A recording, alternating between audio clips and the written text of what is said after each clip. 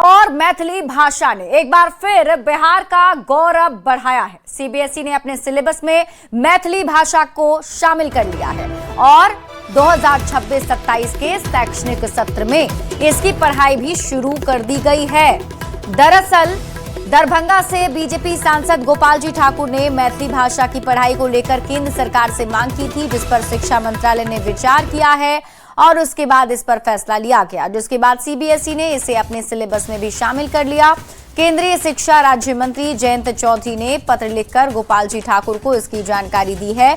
CBSE के इस फैसले के बाद मुख्यमंत्री सम्राट चौधरी ने भी एक्स पर पोस्ट करके खुशी जताई और इसके लिए पीएम मोदी का आभार जताया है।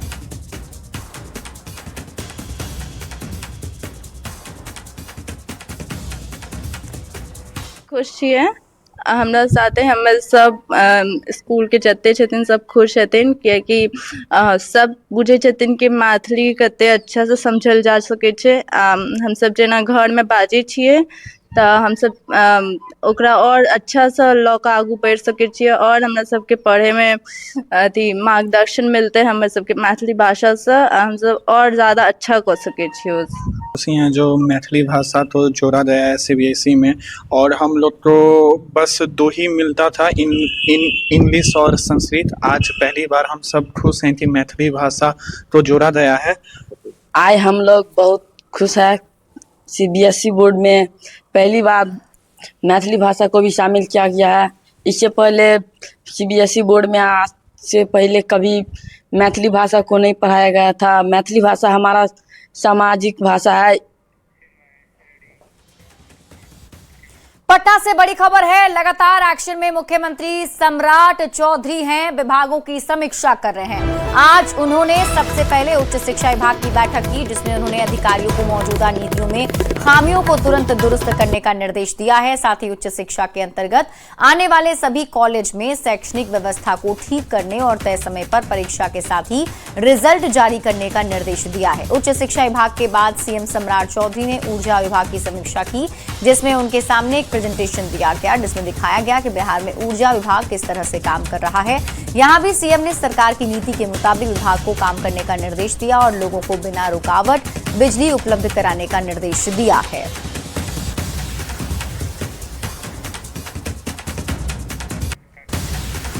और अब नजर डाल लेते हैं लॉ एंड ऑर्डर की खबरों पर।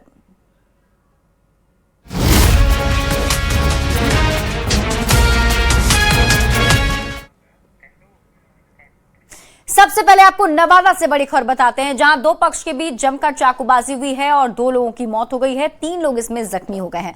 मरने वालों में एक नाबालिग भी शामिल है। नरहट थाना क्षेत्र के छोटी पाली गांव की एक घटना बताई जा रही है। बताया गया कि चुनाव को लेकर दोनों परिवार के लोग आपस में भिड़े थे और दोनों की तरफ के से केस मुकदमा हुआ था। एक पक्ष को पूर्व में बेल मिल चुका था, दूसरे पक्ष ने आज थाने में सरेंडर कर दिया। इसकी सूचना मिलते ही परिवार पर दूसरे पक्ष ने हमला कर दिया और चाकू के ताबड़तोड़ वार से 2 लोगों की जान चली गई, 3 लोग जख्मी हो गए हैं। बहरहाल पुलिस मामले की जांच कर रही है। मौत के बाद पूरे परिवार में कोहराम मच गया है। चाकू चलाने वाले लोगों की भी अभी तक गिरफ्तारी नहीं हो सकी है। और इस वक्त की बड़ी खबर आपको बताते हैं, खबर नवादा से है, जहां एक पिता ने अपनी ही शादीशुदा बेटी की हत्या कर दी है। मामला धमौल थाना इलाके के धरहरा गांव का है। आरोप है कि पिता ने 20 साल की बेटी की गला दबाकर हत्या कर दी और सबूत छिपाने के लिए शव को बोरे में भरकर पास के ही कौड़ी हारी नदी किनारे गाड़ दिया। पुलिस ने आरोपी पिता बिरजू चौधरी, पत्नी लखिया देवी और बेटे जितेंद्र चौधरी को गिरफ्तार किया है। जितेंद्र की निशानदेही पर लड़की का शव नदी किनारे से बरामद कर लिया गया। जानकारी के मुताबिक पूरा मामला 30 अप्रैल का है। पूछताछ में घर वालों ने अपने बेटी के चरित्र पर सवाल उठाया और कबूल किया कि बार बार समझाने के बाद भी बेटी नहीं मानी तो परिवार ने उसकी हत्या कर दी। अब पुलिस आगे की कार्रवाई में जुटी हुई है। चौधरी की पुत्री जो नंदिनी कुमार है, वो उसका किसी के साथ अवैध संबंध था और जिसके लिए घर वाले लोग उसको रोकते थे, मना करते थे। वो नहीं मानी तो करीब 20-25 दिन पहले उसकी हत्या करके और कहीं 100 को काट दिया गया। मधेपुरा से बड़ी खबर है, जहां किसान की हत्या से इलाके में सनसनी फैल गई। गोली मारकर हत्या की आशंका जताई जा रही है। घटनास्थल से खोखा भी बरामद किया गया है। जोतैली पंचायत के रामपुर डेहरू वार्ड संख्या 9 की घटना है। बताया गया कि देर रात 4-5 अपराधी घर में घुस आए। उस समय कामेश्वर मेहता कमरे में सो रहे थे, जबकि उनकी पत्नी गीता देवी बरामदे में थी।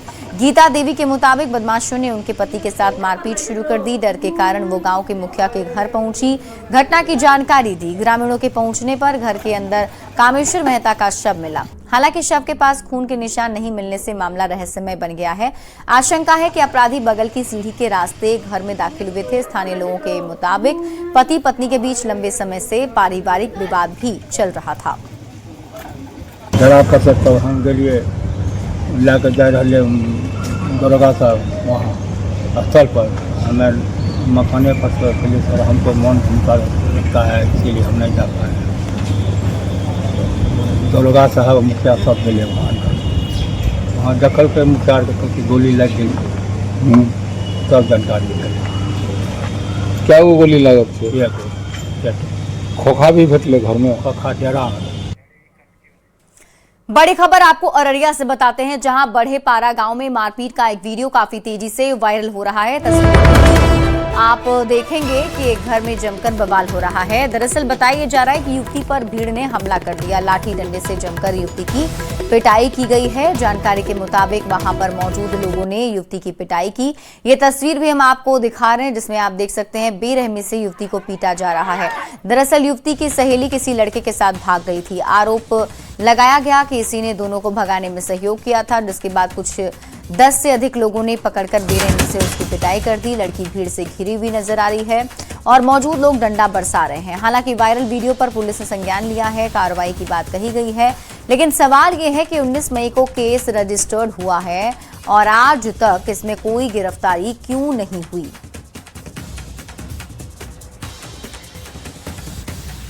बेगूसराय से आपको बड़ी खबर बताते हैं, जहां भ्रष्ट अधिकारियों के खिलाफ एक्शन जारी है। निगरानी अन्वेषण ब्यूरो ने शिकंजा कसा है। भ्रष्ट लिपिक को घूस लेते गिरफ्तार किया गया।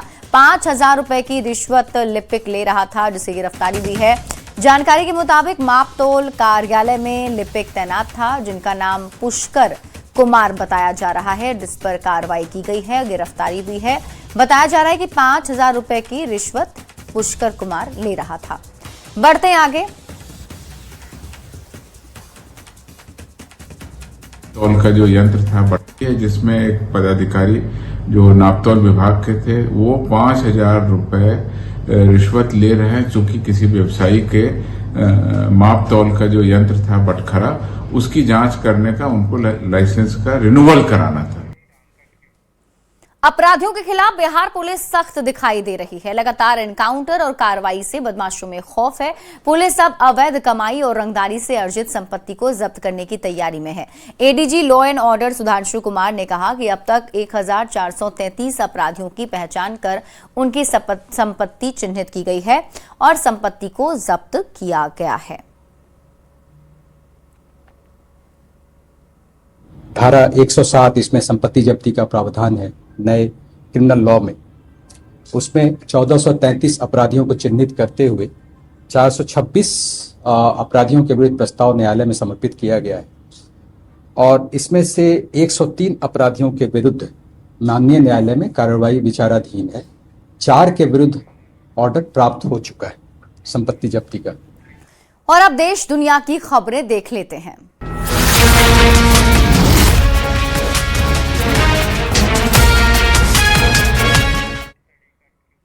राष्ट्रपति भवन में पद्म पुरस्कार समारोह। उदय कोटक को पद्म भूषण से सम्मानित किया गया है, तो एक्टर धर्मेंद्र को मरणोपरांत पद्म विभूषण सम्मान मिला है।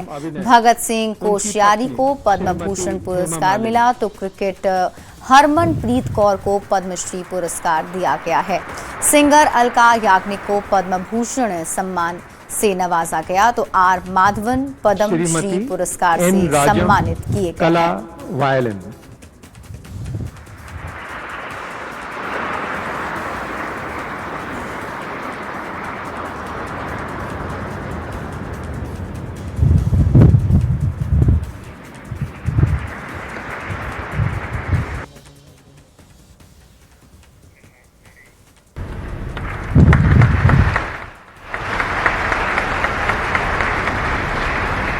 श्री भगत सिंह कोश्यारी, लोक कार्य।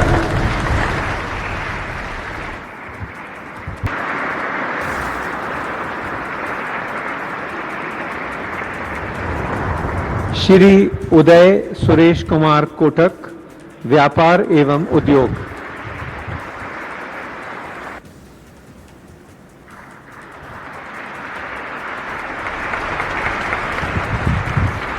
प्रोफेसर विजय कुमार मल्होत्रा, मरणोपरांत, कार्य। उनके पुत्र श्री अजय कुमार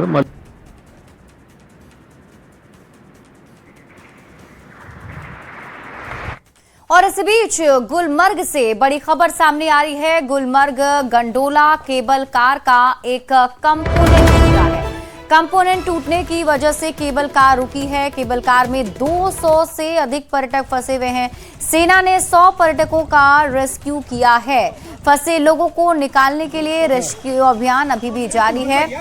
ये तस्वीर हम आपको रेस्क्यू की दिखा रहे हैं। दरअसल गुलमर्ग गंडोला केबल कार जो है वो देखिए बीच में अटकी हुई है। केबल कार का एक कंपोनेंट टूट गया है और कंपोनेंट टूटने की वजह से केबल कार रुकी हुई है। हालांकि अभी रेस्क्यू चलाया जा रहा है। सेना ने 100 पर्यटकों का रेस्क्यू कर लिया है। दिल्ली में और बढ़ेगा भीषण गर्मी का प्रकोप। आईएमडी ने हीट वेव का येलो अलर्ट जारी कर दिया है। तापमान 42 से 45 डिग्री के बीच रहने का अनुमान है। 16 मई से लगातार तापमान 40 डिग्री के पार दिल्ली में दर्ज किया जा रहा है। और अब देखिए जानकारी है कि दिल्ली में अभी और गर्मी बढ़ने वाली है। आईएमडी ने येलो अलर्ट जारी किया है। जानकारी के मुताबिक हीट वेव का येलो अलर्ट जारी किया गया है।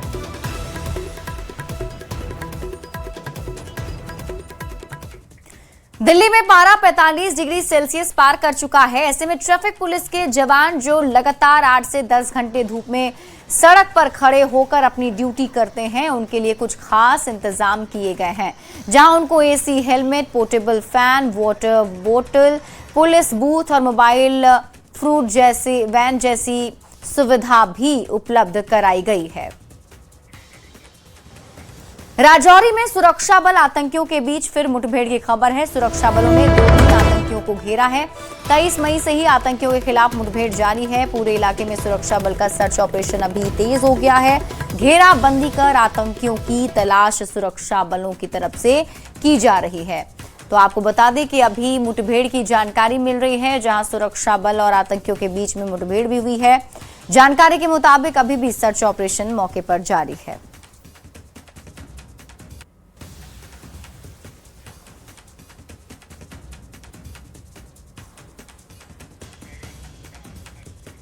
दिल्ली में लाल किला धमाके से जुड़ी बड़ी खबर है। जांच में एनआईए ने बड़ा खुलासा किया है। लखनऊ में हमले की साजिश थी, एनआईए की तरफ से जानकारी दी गई। धमाका करने वाले गैंग के निशाने पर और भी कई जगह थे। यूपी विधानसभा बापू भवन को टारगेट करना चाहते थे आतंकी, जानकारी मिल रही है। लोक भवन भी आतंकियों के निशाने पर था। एनआईए की चार्जशीट में यह खुलासा हुआ है। आरोपी डॉक्टर विधानसभा को निशाना बनाना चाहते थे। डॉक्टर मुजम्मिल और डॉक्टर शाहीन ने इसकी रेकी भी की थी। भारत यूएस के विदेश मंत्रियों में द्विपक्षीय वार्ता हुई है। दिल्ली में एस जयशंकर और मार्को रूबियो के बीच अहम बैठक हुई। हैदराबाद हाउस में भारत यूएस के बीच द्विपक्षीय वार्ता हुई।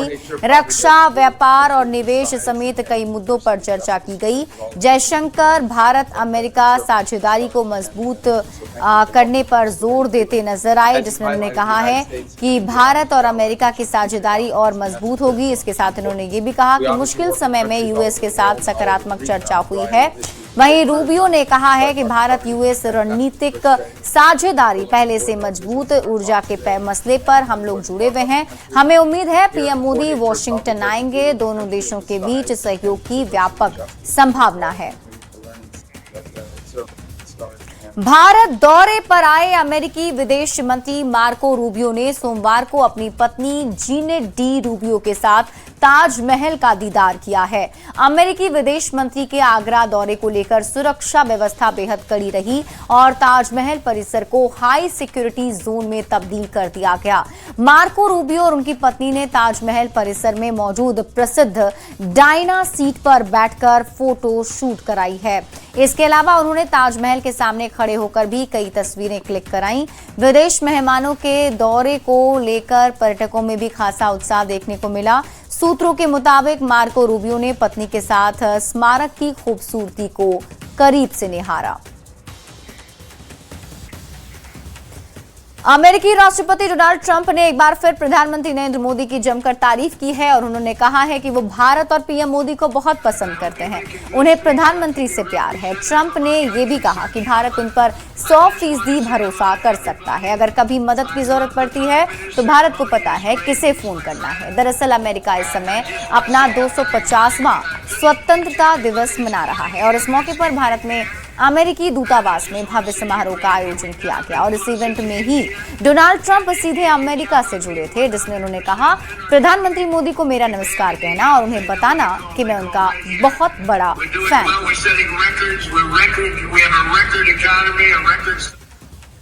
ईरान से डील को लेकर ट्रंप का नया बयान सामने आ गया है। डोनाल्ड ट्रंप ने कहा कि ईरान के साथ डील में जल्दबाजी नहीं होगी। ईरान से समझौता होने तक नाकेबंदी जारी रहेगी। समझौते के लिए दोनों पक्षों के पास समय है। जब तक डील नहीं हो जाती प्रतिबंध जारी रहेंगे। ईरान से बात सही दिशा में आगे बढ़ रही है। लुहांस्क पर यूक्रेन के हमले के बाद रूस की सेना ने कीव पर बहुत बड़ा हमला कर दिया है। 600 ड्रोन और 90 मिसाइलों से कीव को दहला दिया। दावा है कि इस हमले में रूस ने ओरेश्रिक मिसाइल का भी इस्तेमाल किया। इसमें पहले यूक्रेन ने लुहांस्क में 500 से ज्यादा ड्रोन से हमला किया था, जिसमें 20 से ज्यादा लोगों की मौत हो गई थी। अब जेलेंस्की मॉस्को से बदला लेने की बात कह रहे हैं। और खबरें अब आपको कारोबार की दिखाते हैं।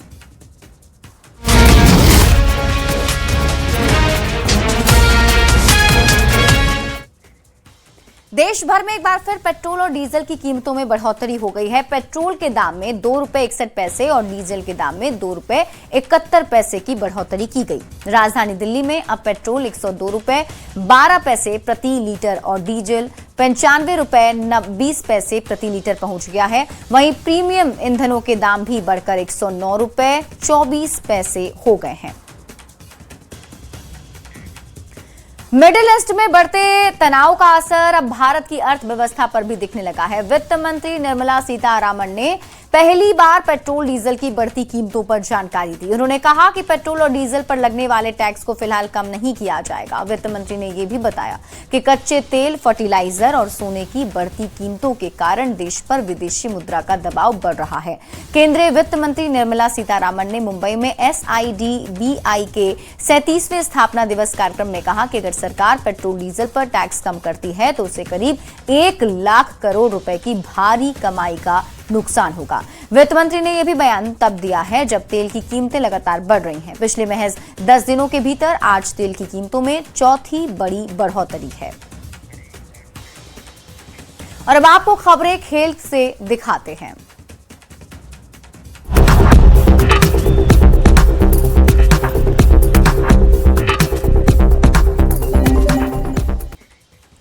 फीफा विश्व कप 2026 के शुरू होने में अब कुछ दिनों का समय रह गया है और उससे पहले अर्जेंटीना की टेंशन बढ़ गई है। दरअसल टीम के दिग्गज खिलाड़ी लियोनेल मेसी के चोटिल होने की आशंका है और आपको बता दें लियोनेल मेसी हाल ही में इंटर मियामी और फिलाडेल्फिया यूनियन के बीच खेले गए मेजर लीग सॉकर मैच के दौरान चोटिल हुए थे। दरअसल मैच के दूसरे हाफ की शुरुआत में ही तेज बारिश शुरू हो गई थी, जिससे कुछ खिलाड़ी मैदान पर फिसलते हुए नजर आए और यह स्पष्ट नहीं था कि मेसी का मैदान से बाहर जाना एहतियाती कदम था या नहीं। ऐसा भी नहीं लग रहा कि बारिश के दौरान उन पर किसी तरह की चोट लगी हो। मेसी पहले भी कह चुके हैं कि वो पूरी तरह फिट होने पर ही विश्व कप में खेलेंगे। अर्जेंटीना ग्रुप चरण का अपना पहला मैच 16 जून को खेलेगी। बहरहाल इसी वजह से उनकी नेशनल टीम चिंता में है। और इस बीच रुक कर लेते हैं बड़ी खबर की ओर। बड़ी खबर आपको अररिया से बताते हैं, जहां शराब तस्करों पर बड़ा एक्शन लिया गया है। 2859 लीटर बियर और विस्की जब्त की गई है। ट्रक शराब जब्त की गई है। ड्राइवर गिरफ्तार किया गया। सिलीगुड़ी से मुजफ्फरपुर तस्करी की जा रही थी। जोकीहाट के भेबड़ा चौक पर पुलिस ने बड़ी कार्रवाई की है। तो बड़ी खबर आपको अररिया से बता रहे हैं, जहां शराब तस्करों पर बड़ा एक्शन लिया गया है। पुलिस की टीम ने कार्रवाई करते हुए 2859 लीटर बियर और विस्की जब्त की है। ट्रक भरा हुआ था शराब से, जिसे जब्त किया गया है। ड्राइवर की गिरफ्तारी हुई है। सिलीगुड़ी से मुजफ्फरपुर ये तस्करी की जा रही थी।